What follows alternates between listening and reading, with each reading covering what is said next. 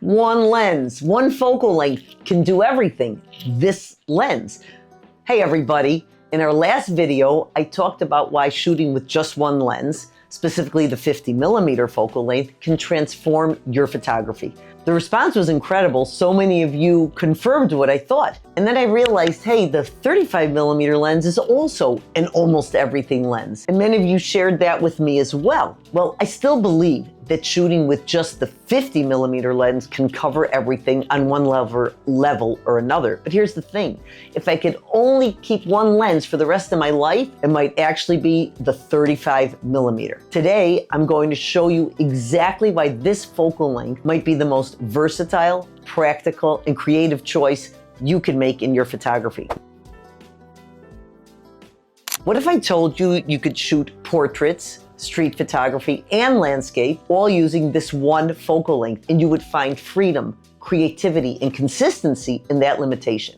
In this video, I'm going to take you through the pros and cons, and there are both pros and cons, like pretty much everything in life, of shooting with only your 35mm focal length, or zooming your lens to 35. And I'm going to show you how to use it and to see differently. So let's dive in. The concept of what I call the Goldilocks focal length. The 35mm is not too wide, not too tight. It's just right. At 35mm, you're getting a field of view that closely mimics the human peripheral vision. We had said the 50mm mimics how we see things. The 35mm is wide enough to catch an environmental context, tell a story, but narrow enough to maintain subject isolation without the distortion you would get from an ultra-wide lens, 14mm or something of that nature. Think about it. When you look at a scene, you don't just see your subject in isolation, you see them in an environment.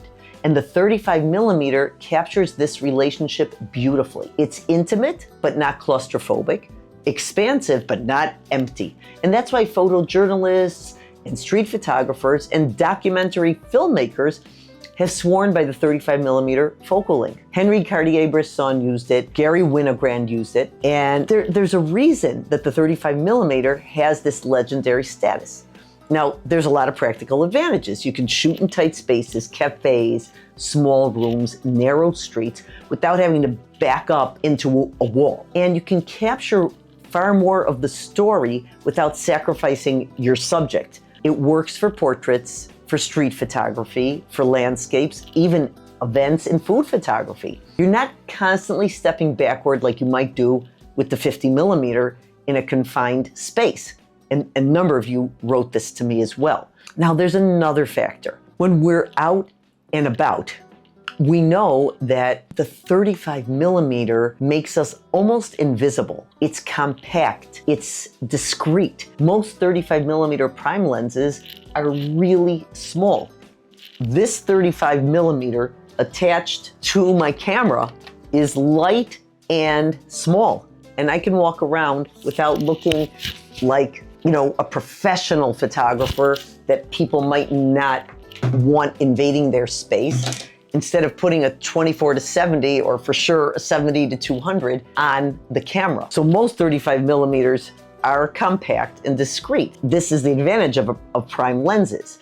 Now, my 35mm weighs less than probably a decent sandwich you'll buy on the street. You can slip your camera in a small bag with the lens on it, hang it around your neck all day without having neck strain. Most importantly, as we've said, it doesn't look like you're about to be shooting a magazine cover or a billboard with big clunky equipment. And this matters more than you might think. When you're shooting street photography or any kind of candid moments, a massive telephoto screams, there's a photographer here. But the small camera with the 35mm, or at least this 35mm, you can blend in. People relax around you. You can become part of the environment instead of an observer invading it. Now, the psychological edge with this is there's something about the 35mm that forces you to engage with your environment. You're not hiding behind a telephoto or any kind of long lens. You're in the scene. And this proximity creates more authentic, emotionally connected images. You're close enough to smell the coffee, hear the conversation, and feel the energy, and that translates directly into your images. I know that it's so much easier, especially on the streets, to have a long lens and shoot and isolate your subject, but it does force me, even I who am seasoned at doing this, I know there's a discomfort in going into the streets and meeting strangers or photographing strangers, but it forces me to get into the scene. And quite often, as we've spoken about in street photography rules and ideas, I definitely feel part of the scene, and I usually have some kind of body language that enables me to be there without losing the authenticity of the moment, but yet not being invasive, and also not being so far away that I'm not catching the mood of the whole scene. On a recent trip with my husband to Morocco, I didn't want to carry heavy gear or lots of gear around. One of the few lenses I took was my 35mm. I did take the 24-70 as well. And as you can see in the photos, I took a lot of environmental portraits and street photos and landscapes. There's lots of markets and lots of different kinds of people, and I wanted to capture that feeling. Now, let's get into the creative magic of the 35mm. We can create depth and layers. The 35mm gives us a wider field of view, and therefore we can have multiple layers in the composition: foreground, middle ground, and background. And we can use all three to create depth and visual interest. Now, this is harder to achieve with longer focal lengths where the compression flattens everything, and sometimes we want that. With 35mm, we can place a subject in the foreground and still show what's happening behind them, creating context and narrative to the story that we want to tell. As far as environmental portraits, this is really where the 35mm lens has its tremendous strength. We show people in their space, in their world, in their context, and it becomes almost effortless with this focal length. A musician in their studio, a chef in their kitchen or in the market, an artist in their workspace. The 35mm lets you show who they are and where they are in a single frame, and where they are is part of who they are. There's a dynamic perspective. We get close and we create dynamic images that are engaging, and yet there's a natural perspective look to the image. Now, we're not dealing with the pronounced distortion of a wider 24mm or 14, and you're still getting more visual interest than the flatter 50mm image. So we want to feel that we're immersed in the scene, and the 35mm slightly wide angle adds that punch without going overboard. Now, what about the low light performance? Now, most 35mm have fast apertures, 1.4, 1.8, 2, and this one is a 2.8. And with this wide angle, you can shoot in low light situations without having to crank your ISO to such a high ISO in a dimly lit restaurant, evenings, streets in the nighttime. The 35mm handles it all while keeping your images clean. So here's why the 35mm lens might be the ultimate one lens choice. There's versatility across all the genres. The street photography, where it's a classic choice, where it's wide enough to capture scenes and fast enough to catch moments. It's a great travel lens. You can shoot landscapes and people without having to swap your lens. It's great at events. I use it for weddings, parties, any kind of gathering, and I can capture the atmosphere and the people. Now, with portraits, with good technique, you can shoot really beautiful portraits, especially environmental portraits where we get our subject in the context of their surroundings. As far as documentary work, we can tell stories with intimacy and authenticity. In architecture and interiors, we could capture many, many images of that sort without losing out. Now, if you try that with an 85mm or 50mm lens, you will lose out, or you'll be switching your lenses often. So for the creative constraint that will add to the creativity of your images, using one focal length forces you to solve problems creatively, just like we did with the 50mm. You can't zoom, so you have to move around. You have to learn your composition. You can't rely on your gear, so you develop your own vision. The 35mm is wide enough to be forgiving, but constrained enough that you have to still develop your photographic eye. Less gear means more focus. One lens means one less decision. not which lens should I bring, which lens should I switch to, schlepping around a heavy bag, and no switching lenses in dusty or wet conditions. And you're not going to miss any shots because you had the wrong lens in and you had to switch. You show up, you shoot.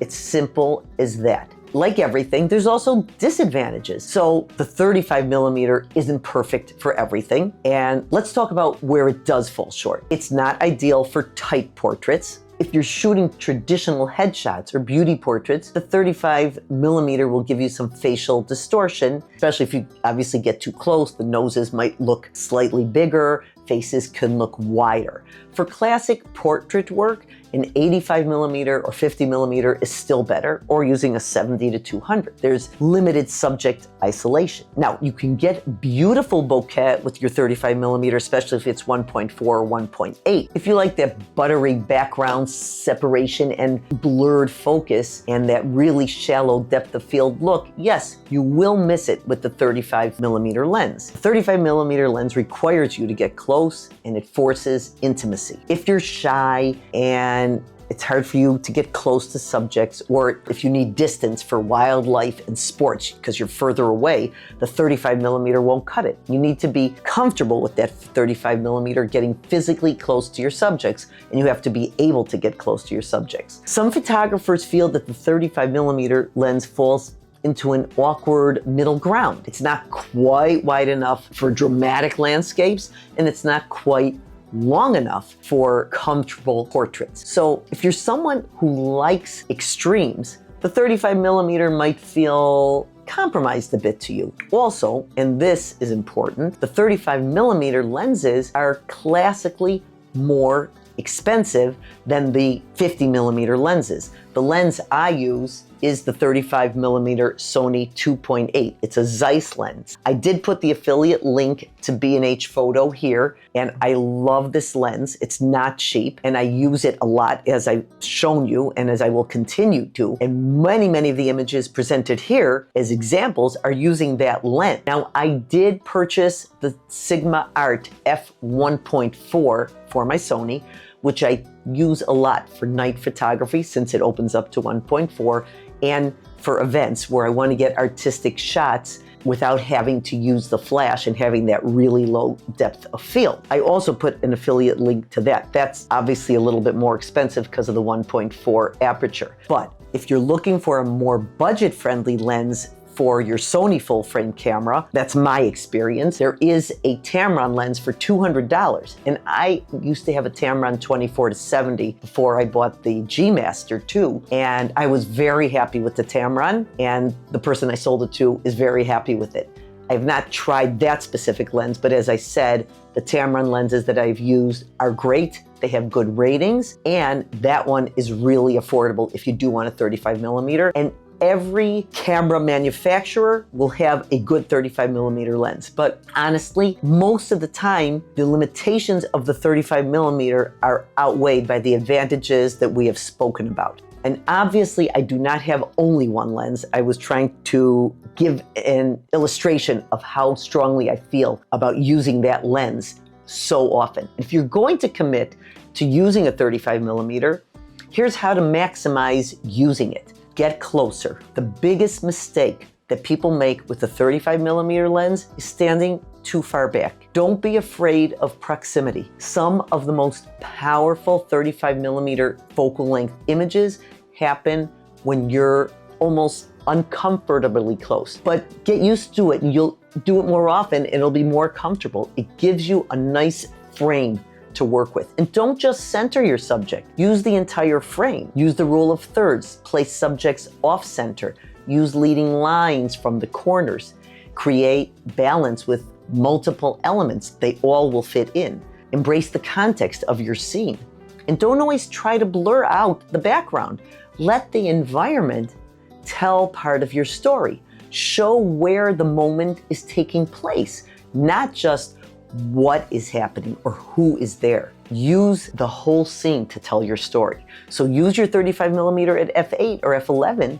You'll have an enormous depth of field, especially from a few feet in front of you, almost to infinity. And this is perfect for street photography where You want to capture everything that's in focus without constantly refocusing. This way you can move around and the context of your story is part of your story. It's also great for landscape images as well, going up to a higher f-stop. Work the layers. Think in your mind, foreground, middle ground, background, and create depth by positioning these elements at different distances from your camera. Look, I'm not saying the 35mm lens is perfect for everyone or every situation, but if you're looking to simplify your kit, or it's even just simplify your outing, develop your photographic eye, have a focal length that can handle almost anything that you would throw at it, and that is the 35mm in my opinion. It's light, it's versatile, it's discreet, and it forces you to engage with your subjects and with your environment in a way that makes you a better photographer. So I don't think any of us at this point has to choose what is our only lens that we'll have for the rest of our lives. I just think that it is worth using a 35mm on various outings where there are different considerations, especially lightness, or if you're walking far and you want to carry a limited amount. Even take a 35mm and a 50. Whatever it is, mix and match and realize what your options are so that you can create the art that you want to create in the best way. And remember, sometimes you might keep yourself from going out because you say, oh, it's too heavy and I'm going to take so many lenses. You might go out more often if it's easier to do so. And taking one lens could be the answer on many different outings. So here's my challenge for you guys this week. If you have a 35mm lens, try shooting with only that lens for the next week or just for your next outing. No zooms and no other primes. If you have a kit lens, set it to 35mm. I promise you will be surprised by what you create and what you learn about your own vision. I really feel that you'll enjoy it. Now, follow me on Instagram at RebeccaCoPhoto and share your 35mm images with me there. As always, what's the key? The meaning, your heart and your soul that you're infusing into the shot. Technicalities and gear, they're important. We're going to talk a lot about them. But as artists, we can use any gear to our creative advantage, and we can choose what we want to use to best express what we want to express. Try different things out, see what works best for you, and use any tool that can help you on your journey to personal expression and making our world a more beautiful place, a more informed place with your art and your eye and your heart. If you enjoyed this video, please like and subscribe for more photography content. I'll be sharing regularly more content about meaningful photography and how we can reach that. And I love your comments. I really would love to know what's your favorite focal length. I want to thank you again for watching. I want to thank everybody who has joined. If you haven't joined, please do join. I would love to invite you, along with the others that have joined until now, for a one-on-one private consultation where we go over on a Zoom call a set of your work, a body of your work that I will help you grow and hopefully expand your knowledge as a photographer. In the meantime, go out and shoot. All the information is in the description. Write me at photos@imagesthroughtime.com. I'd love to hear from you. I'd love to work with you. And I hope you go out shooting soon, and I'll see you in the next video.